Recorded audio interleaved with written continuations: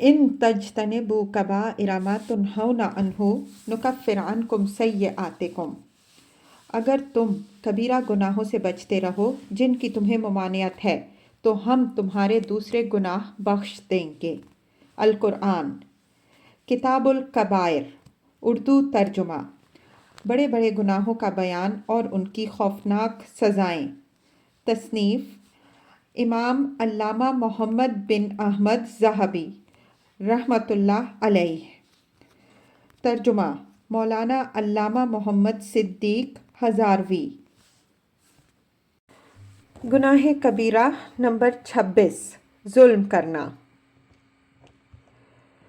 हज़रत जाबिर रज़ी अल्लाह ताला अन्हो से मरवी है, फरमाते हैं कि जब हम फ़तह मक्का के साल हबशा के महाजरीन वापस तशरीफ़ लाए तो नबी अकरम सल्लल्लाहु अलैहि वसल्लम ने फरमाया, क्या मुझे ऐसी ताज्जुब खेज़ चीज़ के बारे में नहीं बताओगे जो तुमने हबशा में देखी? तो उनमें से एक नौजवान ने कहा, हाँ क्यों नहीं या रसूलल्लाह सल्लल्लाहु अलैहि वसल्लम। एक दिन हम बैठे हुए थे कि उस दौरान वहाँ एक बूढ़ी औरत हमारे पास से गुजरी जिसने सर पर पानी का मटका उठा रखा था। इतने में एक नौजवान गुजरा जिसने अपना एक हाथ उस औरत के दोनों कंधों के दरमियान रखा और उसे धक्का दे दिया। औरत घुटनों के बल गिर पड़ी और उसका मटका टूट गया। जब खड़ी हुई तो उसकी तरफ देखकर कहने लगी, ए धोखेबाज, अनकरीब तुझे मालूम हो जाएगा कि जब अल्लाह ताला कुर्सी रखेगा और अगलों और पिछलों को बुलाएगा, उस वक्त हाथ और पाँव उन तमाम अमाल की खबर देंगे जो लोगों ने किए होंगे, तो अनकरीब तुझे मेरे और अपने मामले के बारे में भी इल्म हो जाएगा। रावी फरमाते हैं कि रसूल अल्लाह सल्लल्लाहु अलैहि वसल्लम ने फरमाया, तुमने सच कहा। अल्लाह ताला इस कौम को कैसे पाक करेगा जिनके कमज़ोर लोगों के लिए ताकतवर लोगों से बदला ना लिया जाए। जब जालिम जुल्म को नर्म व नाजिक सवारी पाता है तो वो अपने बुरे आमाल की वजह से सरकशी में दाखिल हो जाता है, बस उसे ज़माने के बदले और इंसाफ के सुपुर्द कर दे। अन करीब उसके लिए वो बात ज़ाहिर होगी जो उसके वहमो गुमान में भी नहीं। नबी अकरम सल्लल्लाहु अलैहि वसल्लम से मरवी है, आप सल्लल्लाहु अलैहि वसल्लम ने इरशाद फरमाया, 5 किस्म के आदमियों पर अल्लाह ताला का गज़ब होता है, अगर चाहे तो दुनिया में ही इन पर गज़ब फरमाए वरना आखिरत में इनको जहन्नुम की तरफ ले जाने का हुक्म देगा। नंबर 1, वो अमीर जो रियाया से अपना हक लेता है लेकिन खुद उनसे इंसाफ नहीं करता और उनसे जुल्म को दूर नहीं करता। नंबर 2, कौम का रहनुमा के लोग उसकी फरमाबरदारी करते हैं लेकिन वो ताकतवर और कमज़ोर से मसावी सलूक नहीं करता और अपनी ख्वाहिश के मुताबिक बात करता है। नंबर 3, वो शख्स जो अपने अहलो अयाल को अल्लाह ताला की फरमाबरदारी का हुक्म नहीं देता और ना ही उनको दीनी उमूर की तालीम देता है। नंबर 4, वो शख्स जो किसी मेहनत कश से काम लेता है और वो अपना काम पूरा कर देता है लेकिन उसकी पूरी उजरत नहीं देता। नंबर 5, वो आदमी जो अपनी बीवी पर उसके महर के हवाले से जुल्म करता है। हज़रत अब्दुल्लाह बिन सलाम रज़ी अल्लाह ताला अन्हो फरमाते हैं, अल्लाह ताला ने जब मखलूक को पैदा फरमाया तो वो अपने कदमों पर खड़े हो गए और अपने सरों को आसमान की तरफ उठाया, कहने लगे, ए रब, तू किसके साथ है? अल्लाह ताला ने फरमाया, मजलूम के साथ हूँ जब तक उसका हक उसे ना दिया जाए। हज़रत वहाब बिन मंबा रज़ी अल्लाह ताला अन्हो फरमाते हैं, एक जाबिर बादशाह ने महल बनाया और उसे खूब मजबूत किया। फिर एक बूढ़ी औरत ने आकर उसके पास एक झोंपड़ा बनाया जिसमें वो रहने लगी। एक दिन वो बादशाह सवार होकर महल के गिर्द चक्कर काटने लगा। झोंपड़ा देखकर पूछा, ये किसका है? बताया गया कि एक फ़कीर औरत का है जो इसमें रहती है। तो उसने हुक्म दिया तो झोंपड़ा गिरा दिया गया। जब औरत आई और उसने अपना झोंपड़ा गिरा हुआ देखा तो पूछा, किसने गिराया है? कहा, बादशाह ने इसे देखा तो गिरा दिया। औरत ने कहा, अपना सर आसमान की तरफ उठाकर, ए मेरे रब, मैं मौजूद ना थी तो तू कहाँ था? हज़रत वहाब बिन मनबा रज़ी अल्लाह ताला अन्हो फरमाते हैं कि अल्लाह ताला ने हुक्म दिया कि उस महल को इसमें मौजूद लोगों समेत उलट दिया जाए। चुनाचे उसे उलट दिया गया। कहा गया कि जब खालिद बिन बरमक और उसके बेटे को कैद किया गया तो बेटे ने कहा, अब्बा जान, عزت کے بعد ہم لوگ قید میں چلے گئے۔ اس نے کہا، اے بیٹے، مظلوم کی دعا رات کو جاتی ہے جب ہم اس سے غافل ہوتے ہیں، لیکن اللہ تعالیٰ تو اس سے بے خبر نہیں ہے۔ یزید بن حکیم کہتے ہیں کہ میں کسی شخص سے اس قدر نہیں ڈرتا جتنا اس شخص سے ڈرتا ہوں جس پر میں نے ظلم کیا ہو، اور میں جانتا ہوں کہ اللہ تعالیٰ کے سوا اس کا کوئی مددگار نہیں۔ وہ میرے لیے کہتا ہے کہ مجھے اللہ کافی ہے، اللہ میرے اور تیرے درمیان ہے۔ ہارون الرشید نے ابو عطیہ شاعر کو قید کر دیا تو اس نے قید خانے سے یہ 2 شعر کہے۔ سنو، اللہ کی قسم، ظلم نحوست ہے اور برا سلوک کرنے والا ہی مظلوم ہوتا ہے۔ اے ظلم کرنے والے، عنقریب کل قیامت کے دن جب ہم بادشاہ کے سامنے ملیں گے تو تجھے معلوم ہو جائے گا کہ ملامت کے لائق کون ہے۔ حضرت ابو امامہ رضی اللہ تعالیٰ عنہ سے مروی ہے، فرماتے ہیں، قیامت کے دن ظالم آئے گا حتیٰ کہ وہ جہنم کے پل پر پہنچے گا تو مظلوم سے ملاقات ہو جائے گی اور وہ اس کو اس کا ظلم یاد دلائے گا۔ بس مظلوم ظالم کو نہیں چھوڑیں گے حتیٰ کہ ان کے ہاتھوں سے ان کی نیکیاں لے لیں گے، اور اگر ان کے پاس نیکیاں نہیں پائیں گے تو ان مظلوموں کی برائیاں ظالموں کے ظلم کے حساب سے ان ظالموں کے کھاتے میں ڈال دی جائیں گی، حتیٰ کہ ان کو جہنم کے سب سے نچلے گڑھے میں ڈال دیا جائے گا۔ حضرت عبداللہ بن انیس رضی اللہ تعالیٰ عنہ فرماتے ہیں، میں نے رسول کریم صلی اللہ علیہ وآلہ وسلم سے سنا، آپ صلی اللہ علیہ وآلہ وسلم نے فرمایا، قیامت کے دن بندوں کو ننگے پاؤں، ننگے جسم والے، ختنہ کے بغیر اور بکری کے بچے کی طرح اٹھایا جائے گا۔ پھر ایک منادی آواز دے گا جسے دور والا بھی قریب والے کی طرح سنے گا۔ آواز یہ ہوگی، میں غالب بادشاہ ہوں، کسی ایسے جنتی کو حق نہیں کہ جنت میں داخل ہو، اور کوئی جہنمی جہنم میں داخل نہیں ہوگا جس کے ذمے کسی کا حق ہو اور میں اس کا بدلہ نہ لے لوں، حتیٰ کہ ایک تھپڑ بھی کسی کو مارا یا زیادہ ظلم ہو، اور تمہارا رب کسی پر ظلم نہیں کرتا۔ ہم نے عرض کیا، یا رسول اللہ صلی اللہ علیہ وآلہ وسلم، یہ کیسے ہوگا حالانکہ ہم ننگے پاؤں ننگے جسم آئیں گے؟ آپ صلی اللہ علیہ وآلہ وسلم نے فرمایا، نیکیوں اور برائیوں کے ذریعے بدلہ ہوگا اور تمہارا رب کسی پر ظلم نہیں کرتا۔ نبی اکرم صلی اللہ علیہ وآلہ وسلم سے مروی ہے، آپ صلی اللہ علیہ وآلہ وسلم نے فرمایا، جو شخص ظلم کے طور پر ایک کوڑا بھی مارے گا، قیامت کے دن اس سے بدلہ لیا جائے گا۔ معقول ہے کہ کسریٰ، ایران کے بادشاہ کو کسریٰ کہتے تھے، نے اپنے بچے کی تربیت کے لیے ایک استاذ رکھا۔ وہ اس کی تعلیم و تربیت کا فریضہ انجام دیتا رہا حتیٰ کہ جب وہ علم و فضل اور ادب میں انتہا کو پہنچ گیا تو ایک دن معلم نے اسے بلایا اور کسی جرم اور سبب کے بغیر بہت مارا۔ لڑکے نے استاد کے بارے میں دل میں کینہ رکھ لیا حتیٰ کہ وہ بڑا ہو گیا اور اس کا باپ فوت ہو گیا۔ اب اسے بادشاہت مل گئی تو معلم کو طلب کیا اور پوچھا کہ آپ نے فلاں دن مجھے کسی جرم و سبب کے بغیر نہایت شدت سے کیوں مارا تھا؟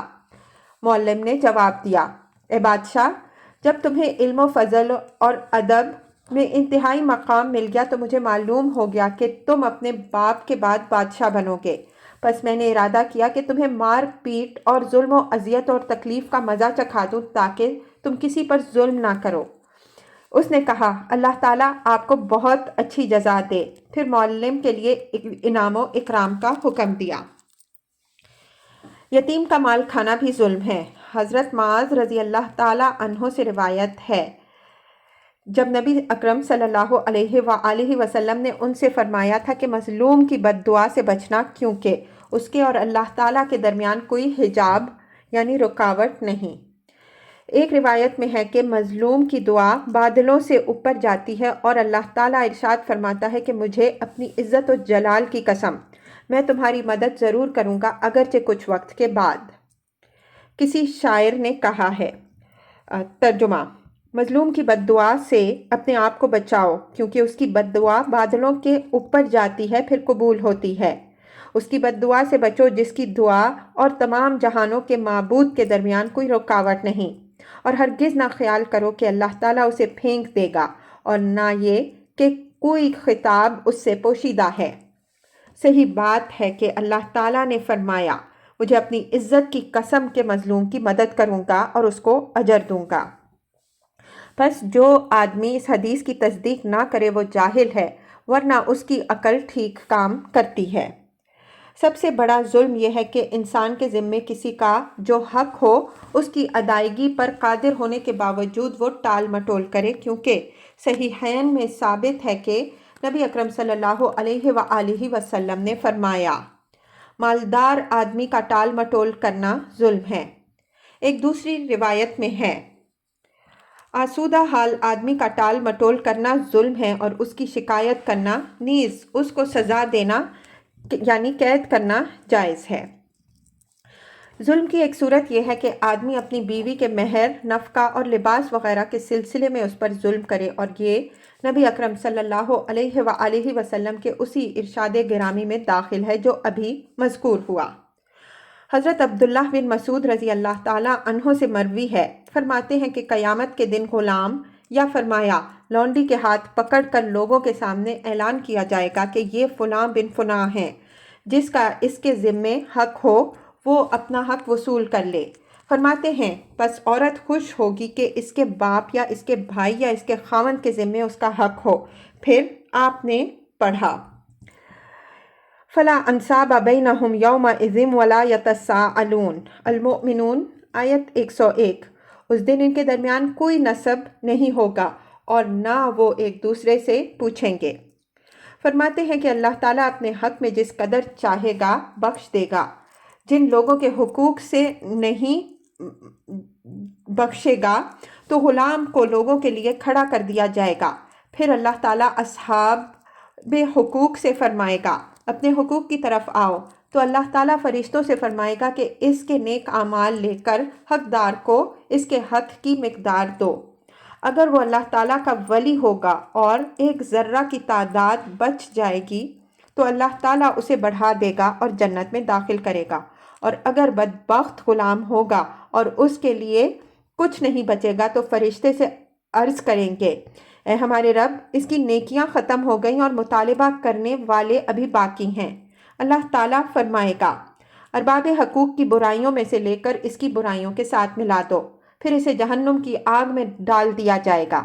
اس قول کی تائید اس حدیث سے بھی ہوتی ہے جو پہلے گزر چکی ہے کہ نبی اکرم صلی اللہ علیہ وآلہ وسلم نے پوچھا، جانتے ہو میری امت میں مفلس کون ہے؟ پھر فرمایا، میری امت میں مفلس وہ شخص ہے جو قیامت کے دن نماز، زکوٰۃ اور روزے کے ساتھ آئے گا، لیکن اس نے کسی کو گالی دی ہوگی، کسی کو مارا ہوگا اور کسی کا مال لیا ہوگا، پس کچھ نیکیاں ایک کو دی جائیں گی، کچھ دوسرے کو۔ پھر جب اس کی نیکیاں ختم ہو جائیں گی جبکہ حقوق ابھی باقی ہوں گے تو ان کے گناہوں کو لے کر اس کے کھاتے میں ڈال دیا جائے گا، پھر اسے جہنم میں پھینک دیا جائے گا۔ ظلم کی ایک صورت، کسی شخص سے مزدوری کے طور پر کوئی کام کروائے اور اس کی اجرت نہ دے۔ صحیح بخاری میں ہے کہ نبی اکرم صلی اللہ علیہ وآلہ وسلم نے فرمایا، اللہ تعالیٰ ارشاد فرماتا ہے، 3 قسم کے آدمی وہ ہیں کہ قیامت کے دن میں ان کا مد مقابل ہوں گا اور میں جس کا مد مقابل ہوں گا اس پر غالب آتا ہوں، اور وہ شخص جو مجھ سے دھوکہ کرنے کی کوشش کرے گا، وہ آدمی جو کسی کو آزاد شخص کو بیچ کر اس کی قیمت سے کھائے، اور وہ شخص جو کسی کو مزدوری کے لیے مقرر کرے اور اس سے پورا کام لے لیکن اس کی اجرت نہ دے۔ اس طرح اگر یہودی یا عیسائی پر ظلم کرے، اس میں عیب لگائے یا طاقت سے زیادہ کام لے یا اس کی مرضی کے بغیر اس سے کوئی چیز لے، تو وہ اللہ تعالیٰ کے اس قول میں داخل ہے کہ میں قیامت کے دن اس کا مد مقابل ہوں گا۔ اور اس میں یہ بات بھی ہے کہ کسی کا قرض اس کے ذمے ہو لیکن یہ جھوٹی قسم کھائے، کیونکہ صحیحین میں ہے کہ رسول اکرم صلی اللہ علیہ وآلہ وسلم نے ارشاد فرمایا، جو شخص جھوٹی قسم کھا کر کسی مسلمان کا حق کاٹے، اللہ تعالیٰ نے اس کے لیے جہنم کو واجب کیا ہے اور اس پر جنت کو حرام کر دیا ہے۔ عرض کیا گیا، یا رسول اللہ صلی اللہ علیہ وآلہ وسلم، اگر تھوڑی سی چیز ہو؟ فرمایا، اگرچہ پیلو کے درخت کی ایک شاخ ہو۔ چند اشعار کا ترجمہ۔ کل قیامت کے دن کے بدلے سے دوڑ، جب وہ سب کچھ ترازو کے ذریعے برابر برابر کر دیا جائے گا۔ جو آج تم نے کمایا یہ ایسے میدان میں ہوگا جس میں وہ ہوگا جس کی آنکھیں کھلی کی کھلی رہ گئیں اور ٹکٹکی بندھا ہو اور سر جھکایا ہوا ہوگا۔ اس دن ان کے اعضاء گواہی دیں گے اور ان کا قید خانہ جہنم ہوگا اور ان کا حاکم سخت عذاب والا ہوگا۔ آج مالداری کے باوجود حقوق کی ادائیگی میں ٹال مٹول کرو گے تو کل افلاس کے باوجود ادائیگی کرنا ہوگی۔ مروی ہے کہ قیامت کے دن بندے کے لیے اس سے ناپسندیدہ بات کوئی نہ ہوگی کہ وہ اپنے پہچاننے والے کو دیکھے، کیونکہ اسے ڈر ہوگا کہ وہ اپنا حق طلب کرے گا جس کے ذریعے اس نے دنیا میں ظلم کیا، جیسا کہ نبی اکرم صلی اللہ علیہ وآلہ وسلم نے فرمایا۔ قیامت کے دن حقدار لوگوں کو ان کے حقوق ضرور دیے جائیں گے، حتیٰ کہ بغیر سینگ والی بکری کے لیے سینگ والی بکری سے بدلہ لیا جائے گا۔ اور نبی اکرم صلی اللہ علیہ وآلہ وسلم نے فرمایا، جس شخص کے ذمے کسی مسلمان بھائی کا حق ہو، چاہے وہ اس کی عزت کے حوالے سے ہو یا کوئی چیز ہو، تو اسے چاہیے کہ آج اس سے معاف کروا لے، اس سے پہلے کہ اس کے پاس کوئی دینار نہ ہو اور نہ کوئی درہم۔ اگر اس کا عمل اچھا ہوگا تو اس حق کے برابر لیا جائے گا، اور اگر نیکیاں نہیں ہوں گی تو صاحب حق کے گناہوں میں سے گناہ لے کر اس کے اوپر ڈال دیے جائیں گے، پھر اس کو جہنم میں ڈال دیا جائے گا۔ حضرت عبداللہ بن ابی الدنیا نے اپنی سند سے حضرت ابو ایوب انصاری رضی اللہ تعالیٰ عنہ سے روایت کیا ہے کہ نبی اکرم صلی اللہ علیہ وآلہ وسلم نے فرمایا، قیامت کے دن سب سے پہلے میاں بیوی کے درمیان جھگڑا ہوگا۔ اللہ کی قسم، اس عورت کی زبان نہیں بولے گی بلکہ ہاتھ اور پاؤں گفتگو کریں گے۔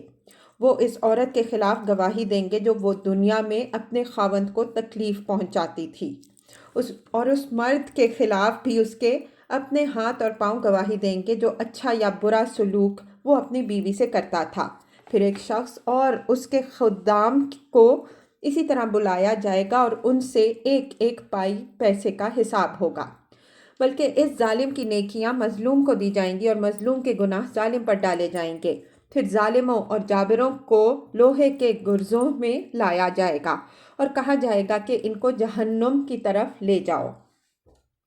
حضرت قاضی شریح رحمہ اللہ فرماتے ہیں، عنقریب ظالموں کو معلوم ہو جائے گا، حتیٰ کہ جس نے کسی کا نقصان کیا اسے بھی، کہ ظالم عذاب کا اور مظلوم مدد اور ثواب کا منتظر ہوگا۔ ایک اور روایت میں ہے کہ اللہ تعالیٰ جب کسی بندے سے بھلائی کرنا چاہتا ہے تو اس پر کسی ظالم کو مسلط کر دیتا ہے۔ حضرت طاؤس یمانی ہشام بن عبد الملک کے پاس آئے تو فرمایا، اذان کے دن سے ڈرو۔ ہشام نے پوچھا، اذان کا کون سا دن ہے؟ فرمایا، اللہ تعالیٰ ارشاد فرماتا ہے، فَأَذَّنَ مُؤَذِّنٌ بَيْنَهُمْ اللَّعْنَةُ اللَّهِ عَلَى الظَّالِمِينَ۔ سورہ اعراف آیت 44۔ پس ایک دن اعلان کرنے والا اعلان کرے گا کہ ظالموں پر اللہ کی لعنت ہو۔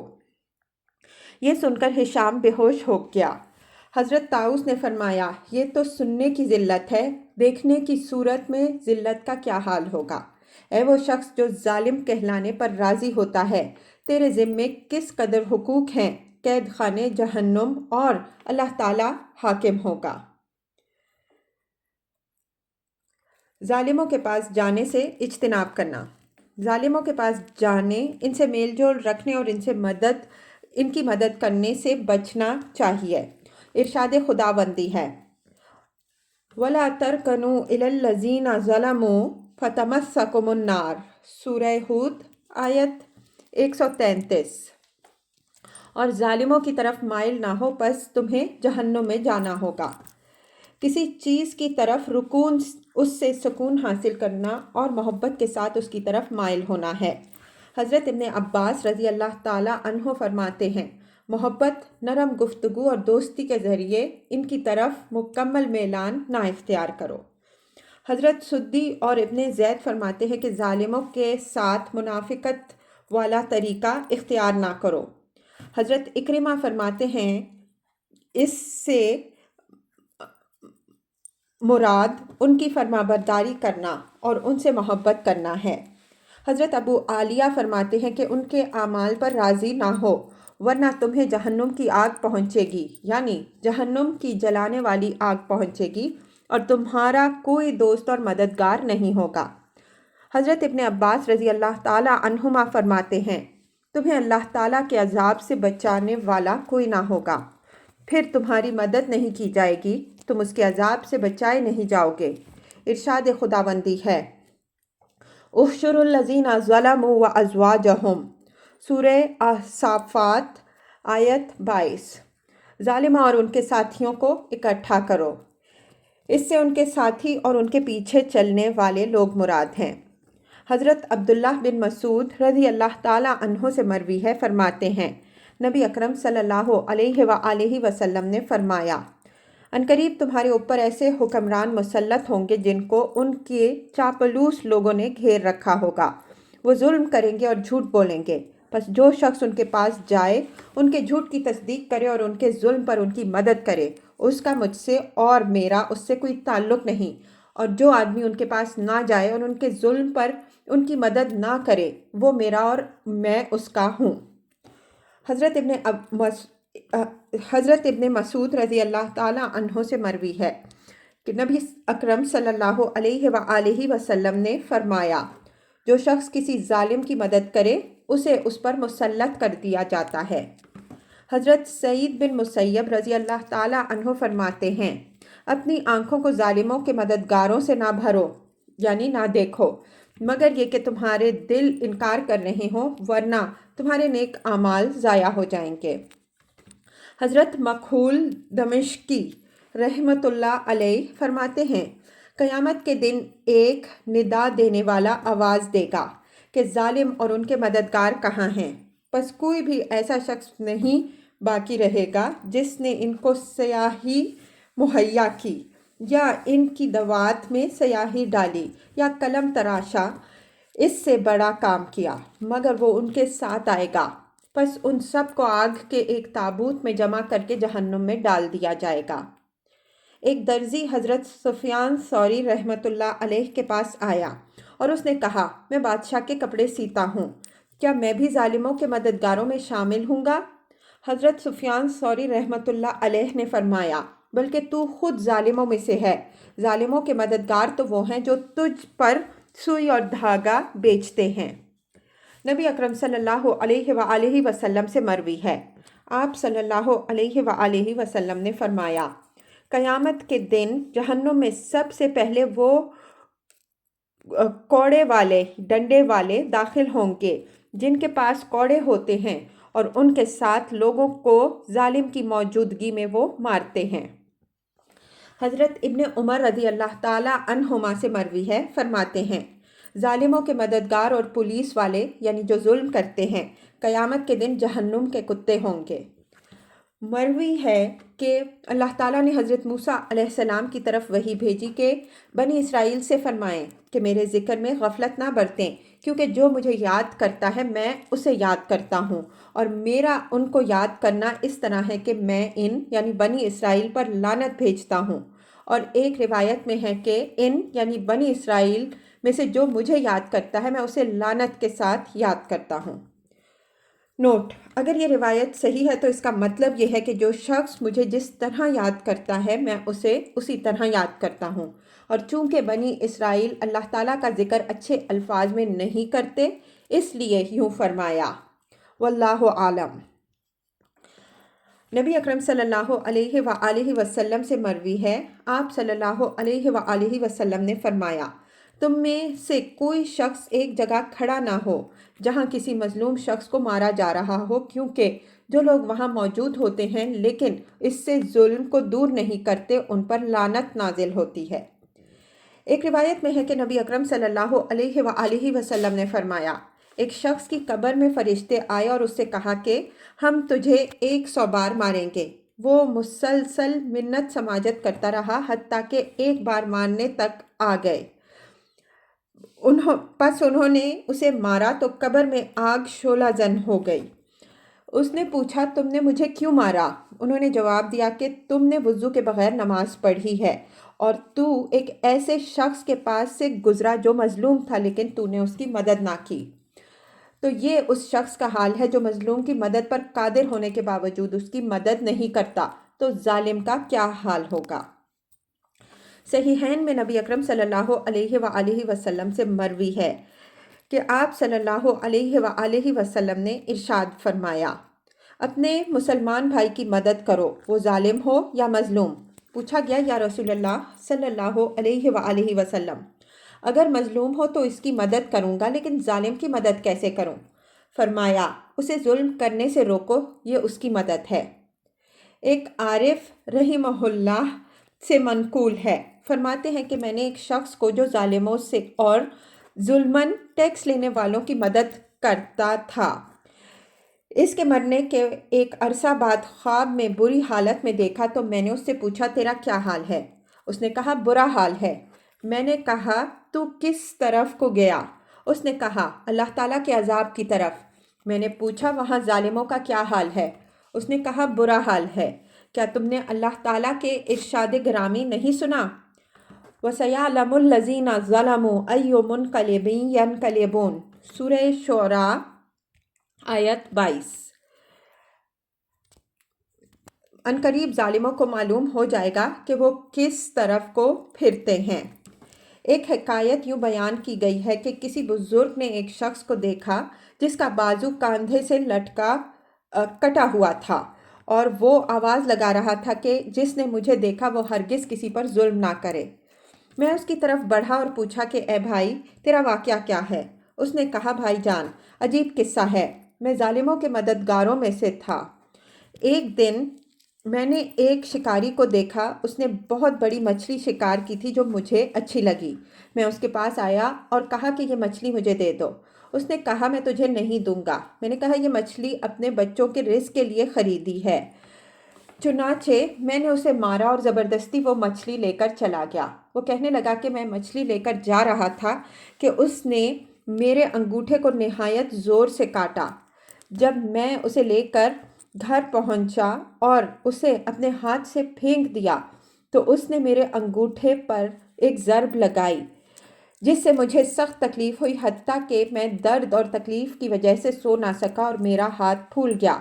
صبح ہوئی تو طبیب کے پاس گیا، اس سے درد کی شکایت کی۔ اس نے کہا یہ ناسور یعنی پھوڑے کی ابتدا ہے، اسے کاٹ دو ورنہ پورا ہاتھ کاٹنا پڑے گا۔ چنانچہ میں نے اپنا انگوٹھا کاٹ دیا، پھر ہاتھ پر چوٹ آئی کہ اس کے درد کی وجہ سے میں سو نہ سکا اور نہ مجھے قرار آیا۔ مجھ سے کہا گیا کہ اپنا ہاتھ کاٹ دو تو میں نے اسے بھی کاٹ دیا، لیکن درد بازو تک پھیل گیا اور مجھے سخت تکلیف پہنچی کہ میں آرام نہ پا سکا اور میں سخت درد کی وجہ سے فریادیں کرنے لگا۔ مجھے کہا گیا کہ اسے کوہنی سے کاٹ دو۔ چنانچہ میں نے اسے کاٹا، لیکن درد اس سے بھی اوپر بازو تک چلا گیا جو پہلے سے بھی زیادہ تھا، تو مجھے کہا گیا کہ کندھے سے کاٹ دو ورنہ یہ درد پورے جسم میں سرایت کر جائے گا۔ میں نے اسے بھی کاٹ دیا۔ کچھ لوگوں نے مجھ سے پوچھا کہ تیری اس تکلیف کا سبب کیا ہے؟ میں نے مچھلی کا واقعہ سنایا تو پوچھنے والے نے کہا اگر تم پہلے مرحلے میں مچھلی والے کے پاس جا کر اس سے معافی مانگ لیتے اور اس کو راضی کر لیتے تو تمہیں یہ اعضاء کاٹنے نہ پڑتے۔ اب اس شخص کے پاس جاؤ اور اس کو راضی کرو اس سے پہلے کہ یہ تکلیف پورے جسم میں پھیل جائے۔ وہ کہتا ہے میں اس شخص کو شہر میں مسلسل تلاش کرتا رہا حتیٰ کہ اسے پا لیا۔ میں اس کے پاؤں میں گر گیا، پاؤں کو چومتا اور روتا رہا۔ اس نے کہا اے میرے سردار، میں اللہ تعالیٰ کے نام پر تجھ سے سوال کرتا ہوں کہ تو مجھے معاف کر دے۔ اس نے کہا تو کون ہے؟ میں نے کہا میں وہی شخص ہوں جو تجھ سے مچھلی چھین کر لے گیا تھا۔ مجھے جو اذیت پہنچی میں نے وہ بھی بیان کر دی اور اپنا کٹا ہوا ہاتھ دکھایا۔ وہ دیکھ کر رونے لگا، کہا اے میرے بھائی میں نے تمہیں معاف کر دیا جب میں نے تجھے اس مصیبت میں دیکھا۔ میں نے کہا اے میرے سردار، جب میں نے تجھ سے یہ مچھلی لی تھی تو نے میرے خلاف بد دعا نہیں کی؟ اس نے کہا ہاں کی تھی۔ میں نے کہا تھا اللہ یہ شخص اپنی قوت اور میری کمزوری کی وجہ سے وہ رزق ظلم کے ساتھ لے گیا جو تو نے مجھے عطا کیا، تو اس میں مجھے اپنی قدرت دکھا۔ وہ یعنی ظالم شخص کہتا ہے کہ اے میرے سردار، اللہ تعالیٰ نے میرے بارے میں تجھے اپنی قدرت دکھا دی اور میں بارگاہ خداوندی میں اس جرم سے توبہ کرتا ہوں جو ظالموں کا مددگار ہونے کی وجہ سے میں کرتا تھا۔ اب میں کبھی بھی ان کے دروازے پر نہیں کھڑا ہوں گا اور زندگی بھر ان کا مددگار نہیں بنوں گا انشاءاللہ، اور اللہ تعالیٰ ہی توفیق دینے والا ہے۔ واعظ و نصیحت۔ اے میرے بھائیوں، کتنے ہی نفسوں کو موت نے ان کے گھروں سے نکالا کہ ان کے گھروں نے ان کو ٹھکانہ نہ دیا، اور کتنے ہی جسموں کو ان کی پناہ سے اتار دیا اور ان کو پناہ نہ ملی، اور کتنی ہی آنکھوں سے چشموں کی طرح آنسو جاری کیے حالانکہ وہ آنسو تھم چکے تھے۔ ترجمہ: اے منہ پھیرنے والے، اس لیے کہ تو نعمتوں اور خوشی میں ہے، عنقریب تجھے اس سے روک دیا جائے گا، تو پسند کرے یا ناپسند کرے۔ بے شک حادثات آزاد لوگوں کو ان کے وطنوں سے اور پرندوں کو ان کے گھونسلوں سے نکال دیتے ہیں۔ کہاں ہیں وہ جنہوں نے مشرقوں اور مغربوں پر بادشاہت کی، گرد و نواح کو آباد کیا، باغات لگائے، ان کی امیدیں بھر آئیں اور وہ عمدہ گھوڑوں پر سوار ہوئے۔ اس کے گھر میں کوے چلائے، اس کے لہو و لعب کے دوران رات کو آنے والا آیا اور گرج و کڑک نے اسے جھنجھوڑا۔ اس پر وہ چیز اتری جس نے بعض سروں کو سفید کر دیا، اسے اس محبوب نے چھوڑ دیا جو جدا نہیں ہوتا تھا۔ سچے دوست اسے چھوڑ گئے اور وہ مخلوق کے پڑوس سے خالق کے پاس چلا گیا۔ اللہ کی قسم، موت نے اس کو اس مقام پر اتارا اور کسی نے اس کی مدد نہ کی، اور اس کے نرم بستر کو سخت کھردری مٹی سے بدل دیا۔ قبر میں کیڑوں نے اسے پھاڑ دیا، جس طرح اس کا سامان ٹوٹ پھوٹ گیا اور نہایت سخت زندگی کا وہ شکار ہو گیا اور دوستوں سے دور ہو گیا، گویا وہ ان سے کبھی نہیں ملا تھا۔ اللہ کی قسم، احباب سے اسے کوئی نفع نہ ہوا، نہ خزانے نے اس سے موت کو روکا، بلکہ اس کے سامان اور تدابیر نے اسے نقصان پہنچایا۔ اور قسم بخدا، وہ گزرنے والوں کے لیے عبرت بن گیا اور جاری راستوں سے کھٹ کر دور چلا گیا۔ اب وہ گروی ہے، نہ معلوم ہلاک ہوا یا کامیاب، تمہیں چند دن بعد معلوم ہوگا۔ اب تو تم محض خواب غفلت میں ہو، تمہاری دنیا صلاحیت نہیں رکھتی، اور تو نے نہیں سنا ہوگا کہ وہ کل مکمل طور پر پردہ پوشی کرے، اور یہ سب کچھ مجھ پر اور تجھ پر بھی آئے۔ تجھ پر افسوس ہے کہ کیا یہ کلام تجھ پر اثر نہیں کرتا۔ گناہ کبیرہ نمبر 27، ٹیکس لینے والے۔ یہ شخص اللہ تعالیٰ کے اس قول میں داخل ہیں۔ ارشاد خداوندی ہے، انما السبیل علی الذین یظلمون الناس ویبغون فی الارض بغیر الحق اولئک لہم عذاب علیم۔ سورہ شورى آیت 24۔ بے شک ان لوگوں کا مواخذہ ہوگا جو لوگوں پر ظلم کرتے ہیں اور زمین میں ناحق فساد پھیلاتے ہیں، ان لوگوں کے لیے دردناک عذاب ہے۔ ناجائز ٹیکس وصول کرنے والا ظالموں کا بہت بڑا مددگار ہے، بلکہ وہ خود ظالموں میں شمار ہوتا ہے کیونکہ وہ استحقاق کے بغیر لیتا اور غیر مستحقین کو دیتا ہے۔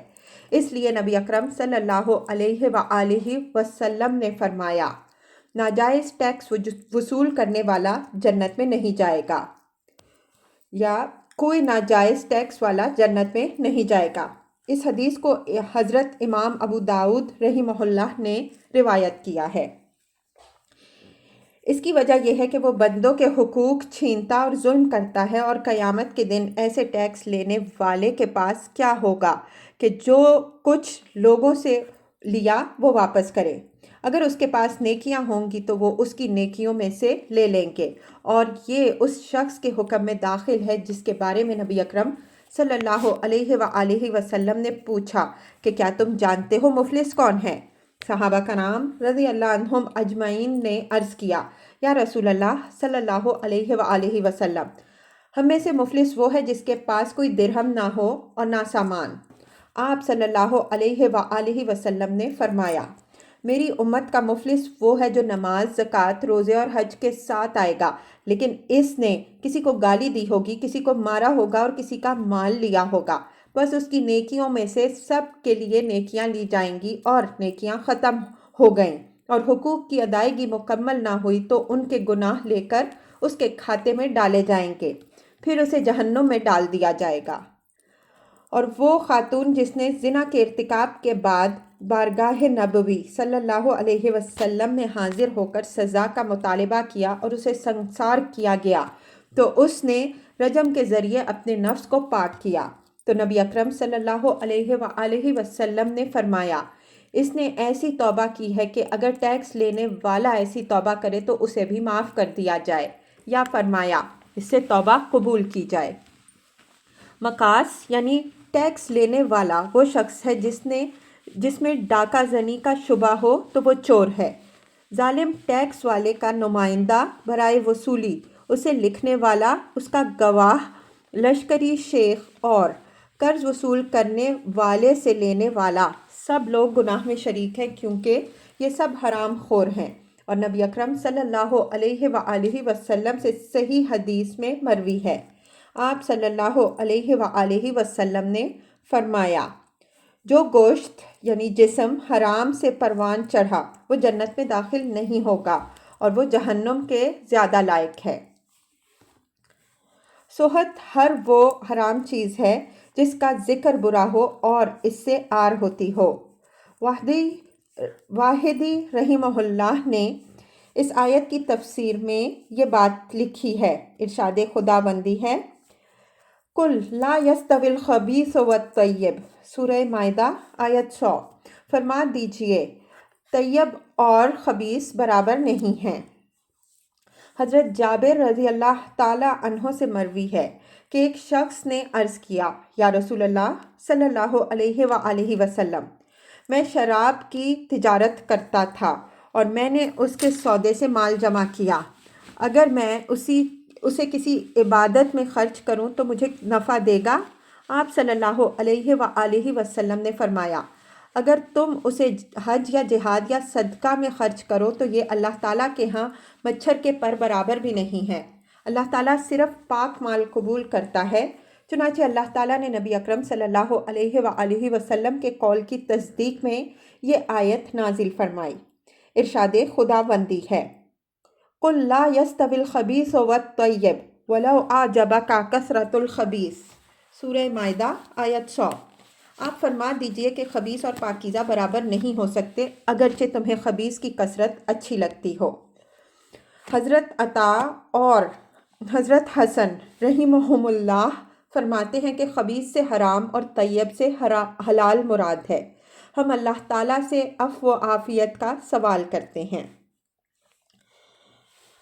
واعظ و نصیحت، کہاں ہے وہ شخص جس نے مضبوط قلعہ بنایا اور اس کی حفاظت کی، نہایت اچھے باغات لگائے، اپنے لیے عزت کا تخت بچھا کر اس پر بیٹھا اور انتہا کو پہنچا، اپنے آپ کو باقی رہنے والا خیال کیا لیکن وہ اپنے اس گمان میں نامراد ہوا۔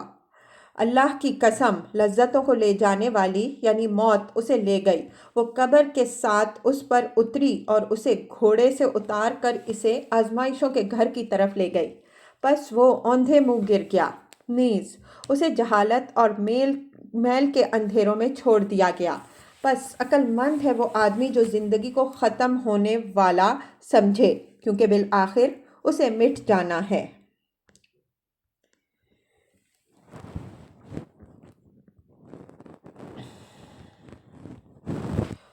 واعظ و نصیحت، اے وہ شخص جو ہر دن ایک مرحلہ طے کرتا ہے اور اس کا نامہ اعمال رائی کے دانے کے برابر عمل کو بھی اپنی لپیٹ میں لے رہا ہے، وہ کسی ڈرانے والے سے نفع حاصل نہیں کرتا حالانکہ ڈرانے والا کسی وقفے کے بغیر آ رہے ہیں، وہ نصیحت کرنے والے کی طرف کان نہیں لگاتا اور اس نے اس سے علیحدہ کر رکھا ہے، زرہیں پھاڑ دی گئیں اور تیر چھوڑ دیے گئے، ہدایت کا نور ظاہر ہو گیا لیکن وہ نہ تو اسے دیکھتا ہے اور نہ اس میں غور کرتا ہے بلکہ وہ باقی رہنے کی سوچ میں ہے۔ یہ دیکھتا ہے کہ باقی رہنے کی آس لگانے والے واپس جا رہے ہیں اور بڑھاپے کے بعد بچپن اور عقل کے زوال کا عیب پیدا ہو گیا ہے۔ جس طرح چاہو رہو، حساب اور جھنجھوڑنا تمہارے سامنے ہے۔ تیرا جسم کتنا اچھا ہے، لیکن عنقریب اسے کیڑے کھائیں گے۔ اس مومن پر تعجب ہے جو اعمال کی جزا اور قیامت کے دن سوال پر ایمان رکھنے کے باوجود کوتاہی کرتا ہے۔ وہ دھوکے اور بے وقوفی پر یقین رکھتا ہے۔ اے شخص، تجھ پر افسوس ہے جس نے تجھے بلایا اور اپنی منزل کا دروازہ کھولا۔ اگر تجھے اس کی منزل کا علم ہو تو وہ تیرے لیے بہتر ہے۔ جس قدر عمر باقی ہے اس میں جلدی کرو اور گزشتہ کوتاہیوں کا ازالہ کرو۔ مومن کے لیے باقی ماندہ عمر ایک قیمتی جوہر ہے۔